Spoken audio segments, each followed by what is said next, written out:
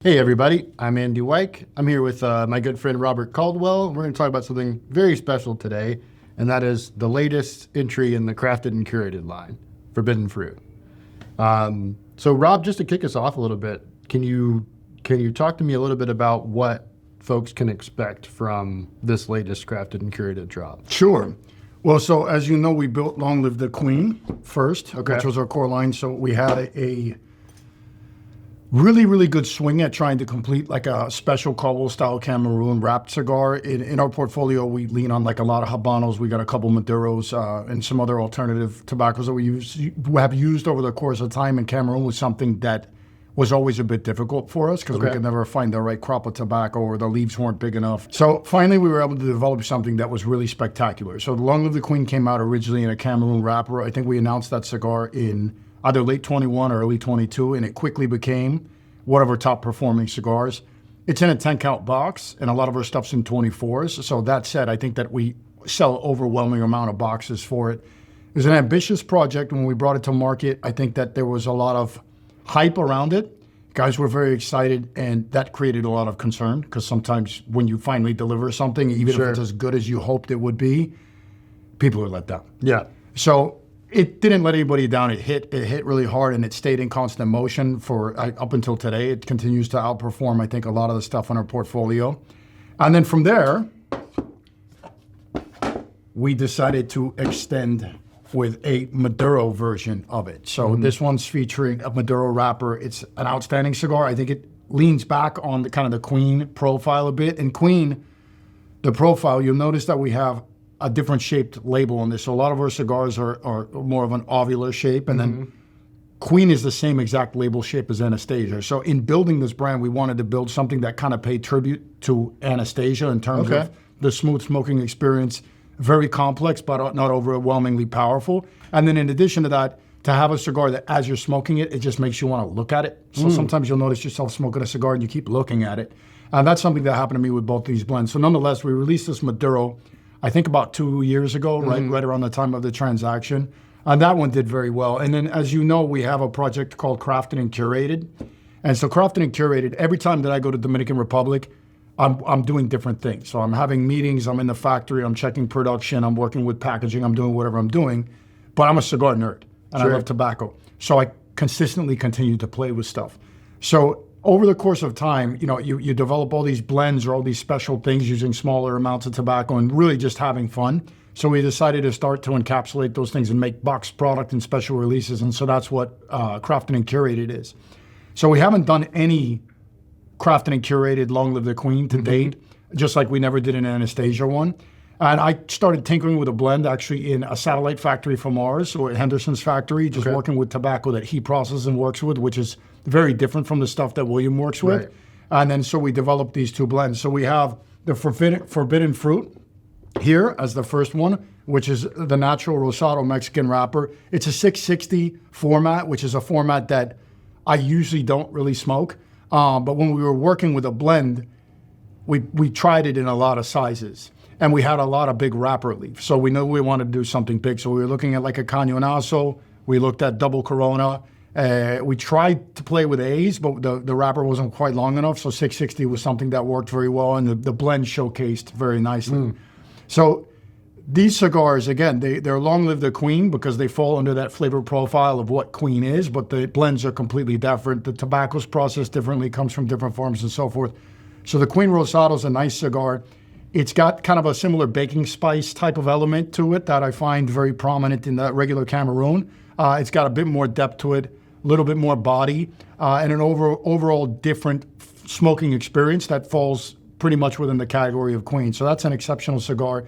Unfortunately, we just got a 660 size, so you guys that are small ring gauge smokers out there, I apologize in advance, but that's what we decided to do with it. And then we have the Queen Maduro Forbidden Fruit.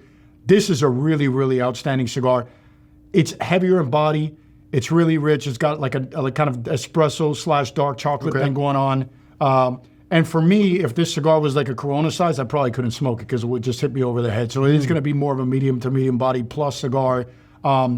Really balanced flavor, and it picks up a lot with a lot of the sweetness towards the end. So again, these cigars in our collection, sorry, you didn't ask any questions besides the first one. This is great. On a roll, I had too much espresso. Best interview ever. Yeah. So these two cigars, again, if you like Long Live the Queen, and I would say also if you like Long Live the King, the original one, Okay.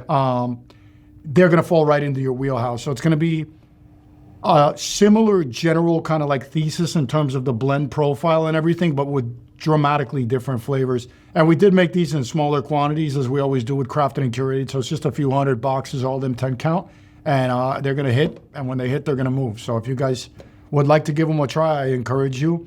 Again, we haven't done any 60 special releases, and it is a quite weird size, but I feel like they just worked so easily in this size. And a lot of guys also complain because we don't really make big cigars, so we decided to throw one to the wolves. So That's I really hope you cool. enjoy it as well. Yeah. I'm smoking the Lancero, I am too. so you guys make sure when you get these boxes that you add a couple Lanceros because they're very good. Yeah.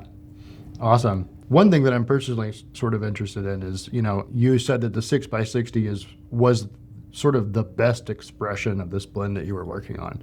So I think we often think about that in the other way, like a smaller ring gauge cigar, you get more proportion of wrapper versus filler, but like here it's actually maybe the opposite, right? Yeah. Okay. Well, and again, like 60 is not a cigar that I ever gravitate towards, but in building the blend, I was going first for smaller ring gauges for my flavor.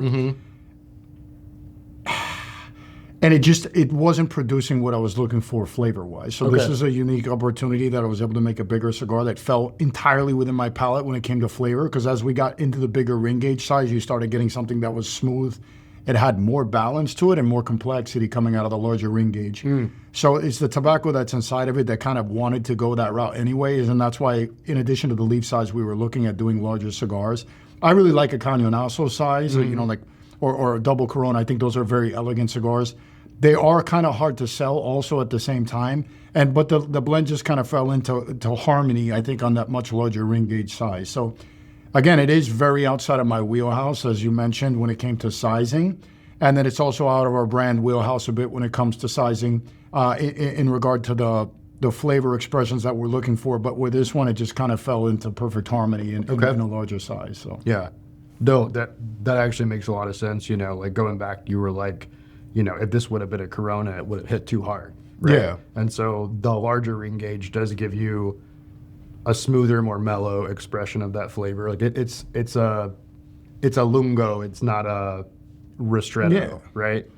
I think you said something about crafted and curated that's interesting. Like these aren't limited edition versions of the blend.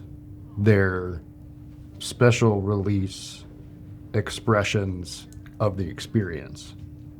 Yes, they're that fair? reinterpretations of what we've already built, if that makes sense. Okay. So we crafted and curated over the course of time. Like we have had some crafteds that came out with no brand identity, so just with a crafted label when we first started producing them.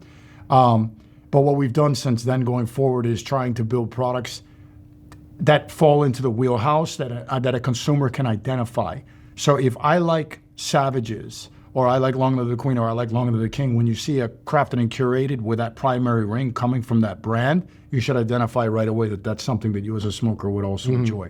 If it didn't have that primary brand logo on it, then it's just a question mark. It's a new product. So we really use it to, again, reinterpreting the brands, but then letting the consumers know, hey, I like Long Live the Queen, or I like Long Live the King, or King is Dead, or Eastern. So if I like this cigar, then I'm going to like this cigar as well. So we put it under that category. And I think, the difference between a limited edition and crafted and curated is limited edition. We go out, we're going to build a much bigger quantity. So we're looking at different types of tobacco. And then we're going to present it in a very different way. So crafted and curated is something, again, it keeps my head busy. So I can go down and I can just have fun and have fun and have fun. And when we do these releases, a limited edition, you might do 1,000, 2,000, 3,000 boxes for it, that whatever the number is, but it's something that affects the revenue of the company. These things, we do them, and because you work with me on these things, but they're such small quantities that it's something that we do like literally because we love making cigars and iterating and having fun at the factory level. I don't know if the juice is worth the squeeze on the financial side of it, but for me, in terms of being like a cigar maker that really, really has fun getting in the weeds, I love working on these things. Yeah, So- they're little microcosms of how you approach making cigars and blending cigars and like challenging your palate and like figuring out new ways of sharing that. And so, yeah, I think you're totally right. Like it's not it's not like something brand new. It's an iteration of your process as this person with the palate that informs the entire brand with all this years of experience. It's what you do. Like, it's little pieces of your process that we get to share with others, and that's really cool. So there you have it. 2 brand new Crafted and Curateds, both centered around the Long Live the Queen experience in a 6x60 Magnum format. This is very sort of genre challenging and Caldwell challenging as a brand, but I think it's such a cool experience of what the Queen is and what it can offer palate-wise. So Robbie, thank you so much for joining us and for having this conversation. And I hope you guys at home can pick up a box or two. If you enjoyed this interview, please feel free to like and subscribe to our Cigars at Smoke and Pipes channel. We'd love to see you back next time. Smash that subscribe button. We'll see you next time.